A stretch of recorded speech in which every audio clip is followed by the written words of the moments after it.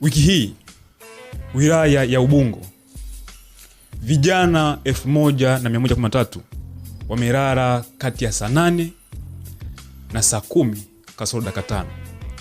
Katika wilaya ya Ilala vijana 903 wamelala kati ya saa 7 hadi saa 9 dakika 58. Katika wilaya ya Temeke wiki hii vijana 608 wamelala kati ya saa 6 dakika 59 hadi saa 8 dakika 45.